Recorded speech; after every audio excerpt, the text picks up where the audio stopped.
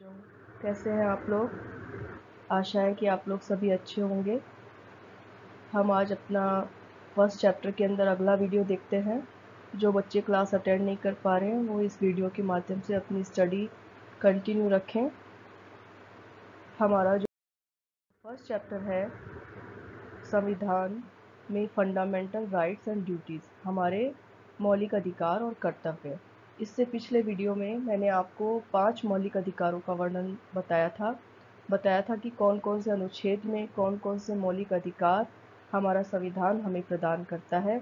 और आज हम इसके अगला छठा जो मौलिक अधिकार है उसका हम अध्ययन इस वीडियो में करेंगे और साथ ही साथ मौलिक कर्तव्यों की स्टडी भी करेंगे।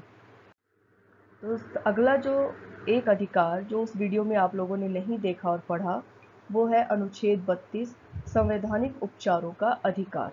जैसा कि बच्चों इस नाम से स्पष्ट हो रहा है कि संवैधानिक उपचारों का अधिकार, उपचार यानी अगर ऊपर वाले 5 अधिकार किसी कारण से किसी व्यक्ति को नहीं मिलते हैं या उन अधिकारों का उल्लंघन होता है तो वो व्यक्ति सर्वोच्च न्यायालय की शरण में जा सकता है। तो संवैधानिक उपचारों का अधिकार क्या है? यह अधिकार स्वयं में कोई अधिकार न होकर अन्य मौलिक अधिकारों की रक्षा का उपाय है। इसके अंतर्गत व्यक्ति मौलिक अधिकारों के हनन की अवस्था में न्यायालय की शरण ले सकता है। और इसी कारण डॉक्टर भीमराव अंबेडकर ने अनुच्छेद 32 को संविधान का सबसे महत्वपूर्ण अनुच्छेद बताया। एक अनुच्छेद जिसके बिना संविधान अर्थहीन है। यह संविधान की आत्मा और हृदय है। आपको ये बात याद रखनी है। ये ऑब्जेक्टिव प्रश्न बनता है कि संविधान की हृदय आत्मा किसे कहा गया है। संविधान की हृदय और आत्मा मौलिक अधिकार के अनुच्छेद 32 को किसने कहा है। यानी किसी भी तरीके से घुमा फिराकर इस प्रश्न को अक्सर एग्जाम में पूछा जाता है। तो सभी बच्चे इस बात का ध्यान जरूर रखेंगे कि संवैधानिक उपचारों का अधिकार जो अनुच्छेद 32 में दिया गया है, डॉक्टर भीमराव अंबेडकर ने उसे संविधान की आत्मा या हृदय कहा है।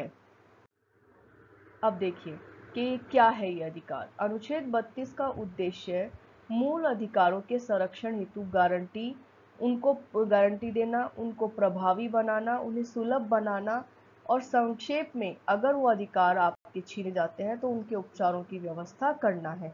इसके अंतर्गत केवल मूल अधिकारों की गारंटी दी गई है, अन्य अधिकारों की नहीं। जैसे गैर मूल संवैधानिक अधिकार, असंवैधानिक लौकिक अधिकार आदि की गारंटी ये नहीं करता। भारतीय संविधान द्वारा सर्वोच्च न्यायालय और उच्च न्यायालय को अधिकारों की रक्षा के लिए, अब इसमें आप कहेंगे कि क्या कर सकता है न्यायालय? न्यायालय उन आपके अधिकारों की रक्षा के लिए लेख, निर्देश या आदेश जारी कर सकता है। सर्वोच्च न्यायालय अनुच्छेद 32 के तहत एवं उच्च न्यायालय अनुच्छेद 226 के तहत रिट जारी करता है। अनुच्छेद 32(2) में रिटों की चर्चा की गई है जिससे संवैधानिक उपचारों के अधिकार की महत्ता प्रतिपादित होती है। तो 5 तरह की रिट बच्चों हम जो न्यायालय है वो जारी करते हैं हमारे अधिकारों की रक्षा के लिए। उन 5 प्रकार की रिट का आपको ढंग से अध्ययन करना है। एक एक रिट का एक एक नंबर का प्रश्न भी बनता है और संवैधानिक उपचारों के अधिकार का पूरा बड़ा प्रश्न 6 नंबर का भी अक्सर पेपर में पूछा जाता है। तो आपको ये सारी चीजें याद रखनी है। आगे देखिए अब कौन सी रिट जारी करता है। पहली रिट जो है हैबियस कॉर्पस, इसको बंदी प्रत्यक्षीकरण रिट कहा जाता है। इसके अंतर्गत गिरफ्तारी का आदेश जारी करने वाले अधिकारी को आदेश दिया जाता है कि वह बंदी को न्यायाधीश के समक्ष उपस्थित करे और उसे कैद करने की वजह बताए। न्यायाधीश अगर उन कारणों से असंतुष्ट होता है तो वह बंदी को छोड़ने का हुक्म जारी कर सकता है। यानी अगर किसी व्यक्ति को इलीगल तरीके से पुलिस अरेस्ट करके ले जाती है तो न्यायालय बंदी प्रत्यक्षीकरण की रिट जारी करता है। फिर दूसरी रिट है परमादेश, इसको क्या कहते हैं? मेडासमस। ठीक है, इसके द्वारा न्यायालय अधिकारी को आदेश देता है कि वह उस कार्य को करे जो उसके क्षेत्र अधिकार के अंतर्गत आते हैं। परमादेश यानी कोई भी सरकारी कर्मचारी अगर अपना कार्य ढंग से नहीं कर रहा है तो न्यायालय उसको आदेश जारी कर सकता है जो कि परमादेश कहलाता है। फिर आगे देखिए अगली रिट जो है प्रतिषेध, प्रोहिबिटेशन, यानी रोकना, किसी को प्रतिषेध करना, किसी को रोकना। कि कोई व्यक्ति अगर अपने अधिकारों से बाहर जाकर किसी तरह का कोई काम कर रहा है तो उसे रोकना। तो किसी भी न्यायिक या अर्ध न्यायिक संस्था के विरुद्ध जारी किया जा सकता है। इसके माध्यम से न्यायालय के न्यायिक अर्ध न्यायिक संस्था को अपने अधिकार क्षेत्र से बाहर निकलकर कार्य करने से रोकती है। यानी कोई भी अपने अधिकार क्षेत्र से बाहर जाकर काम कर रहा है तो उसे रोका जा सकता है। प्रतिषेध रिट का मुख्य उद्देश्य किसी अधीनस्थ न्यायालय को अपनी आधिकारिकता का अतिक्रमण करने से रोकना है तथा विधायिका, कार्यपालिका या किसी निजी व्यक्ति या निजी संस्था के खिलाफ इसका प्रयोग नहीं किया जा सकता। ठीक है, सरकारी संस्थाओं के प्रति किया जा सकता है। उत्प्रेषण, ठीक है, उत्प्रेषण का मतलब क्या है? उत्प्रेषण, ऊपर भेजना। ठीक है, अब ये अपने से अधीनस्थ न्यायालय के खिलाफ ये रिट जारी की जाती है, जिसका मतलब है कि अगर कोई अपने अधिकार क्षेत्र के उल्लंघन करके उसका किसी केस की सुनवाई कर रहा है तो वो उसे वहीं रोके अपने पास ऊपर मंगवा लेता है। यह रिट किसी वरिष्ठ न्यायालय द्वारा जारी किसी अधीनस्थ न्यायालय या न्यायिक निकाय जो अपनी अधिकारिता का उल्लंघन कर रहा है को रोकने के उद्देश्य से जारी की जाती है। प्रतिषेध व उत्प्रेक्षण में एक अंतर है। प्रतिषेध रिट उस समय जारी की जाती है जब कोई कार्यवाही चल रही हो, इसका मूल उद्देश्य कार्यवाही को रोकना है। प्रतिषेध मतलब रोक देना, जबकि उत्प्रेषण रिट कार्यवाही समाप्त होने के बाद निर्णय समाप्ति के उद्देश्य से की जाती है कि आप इसे ऊपर भेजिए, इसका निर्णय हम करेंगे। ठीक है, अधिकार परीक्षा, क्वा वारंटो, इसका मतलब क्या है? आपने किस अधिकार से इस केस की सुनवाई की, तो उनसे अधिकार पूछना उनके। यह इस कड़ी के में अंतिम रिट है। इसका अर्थ है आप क्या प्राधिकार रखते हैं, इसका और आगे इसका होता है यह संवैधानिक रूप से किसी सार्वजनिक पद पर आसीन व्यक्ति के विरुद्ध जारी किया जाता है। साधारण अवस्था में संवैधानिक उपचारों को निलंबित नहीं किया जाएगा।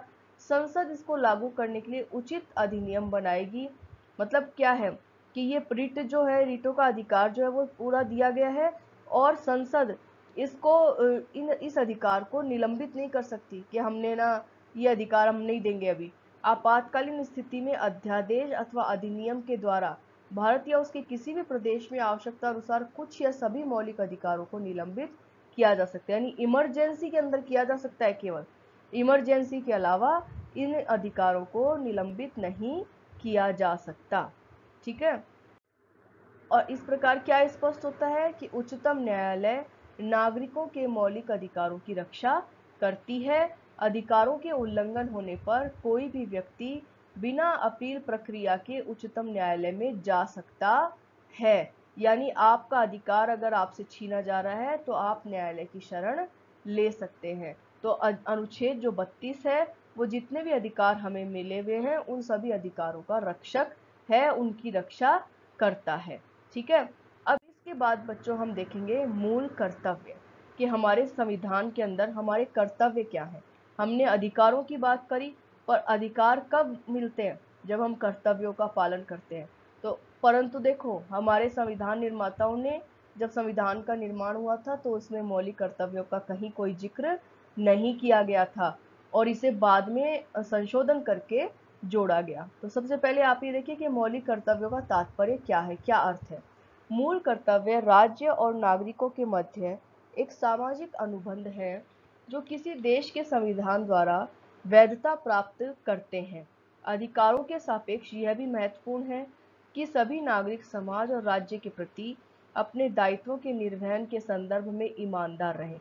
यानी हमें अधिकार मांगने का जितना हक है तो उतना ही हमारी ड्यूटीज भी है, हमारा कर्तव्य भी है, दायित्व भी है कि हम ईमानदारी से उन कर्तव्यों को निभाएं। कौटिल्य रचित अर्थशास्त्र में भी राज्य के प्रति नागरिकों के कर्तव्यों का उल्लेख मिलता था। मूल कर्तव्य नागरिकों को नैतिक उत्तरदायित्व का बोध भी कराते हैं। अधिकार एवं कर्तव्य एक दूसरे के पूरक है। पूरक है मतलब कि अगर आपने कर्तव्यों का पालन नहीं किया तो आप कैसे अधिकारों की डिमांड कर सकते हैं, है ना? तो एक के बिना दूसरे की कल्पना नहीं की जा सकती। वर्ष 1976 में सरदार स्वर्ण सिंह समिति ने सिफारिश की थी कि मूल कर्तव्यों का उल्लेख किया जाना चाहिए और इसी उन्हीं की सिफारिश पर जो 42वां संविधान संशोधन लागू किया गया उसमें मूल कर्तव्यों की व्यवस्था की गई। उसमें क्या, और एक और चीज बच्चों आपकी आती है कि भारतीय संविधान में जो मौलिक कर्तव्यों की अवधारणा है वो कहाँ से ली गई है? उस समय के यूएसएसआर, यूएसएसआर क्या है? सोवियत संघ, ठीक है, सोवियत संघ के संविधान से प्रेरित है और वर्तमान में अनुच्छेद 51A में 11 मौलिक कर्तव्यों का उल्लेख है, जिसमें से 10 को जोड़ा गया था 42वें संशोधन के माध्यम से, और जो 11वां मौलिक कर्तव्य है उसे वर्ष 2002 में 86वें संविधान संशोधन के जरिए शामिल किया गया। तो अब हम आगे देखते हैं कि कौन से 11 मौलिक कर्तव्य हमारे संविधान में शामिल है। देखिए, नंबर 1 क्या है? संविधान का पालन करना, उसके आदर्शों, संस्थाओं, राष्ट्रध्वज एवं राष्ट्रगान का आदर करना, स्वतंत्रता के लिए हमारे राष्ट्रीय संघर्ष को प्रेरित करने वाले महान आदर्शों का पालन करना, भारत की संप्रभुता, एकता और अखंडता को बनाए रखना और उसकी रक्षा करना, देश की रक्षा करना और आह्वान किए जाने पर राष्ट्र की सेवा करना, भारत के लोगों में समरसता और समान भ्रातृत्व की भावना का निर्माण करना, जो धर्म, भाषा और प्रदेश या वर्ग आधारित सभी प्रकार के भेदभाव से परे हो, साथ ही ऐसी प्रथाओं का त्याग करना जो स्त्रियों के सम्मान के विरुद्ध हो।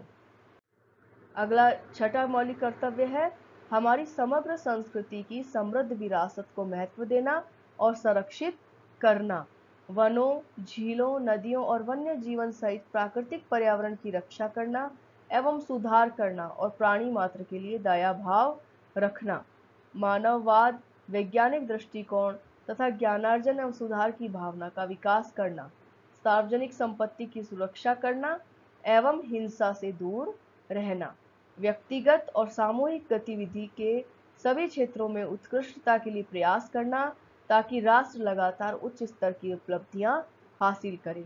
और जो अंतिम 11वां कर्तव्य जोड़ा गया वो था माता पिता के लिए कि 6 से 14 वर्ष की आयु के अपने बच्चे को शिक्षा के अवसर उपलब्ध करवाना।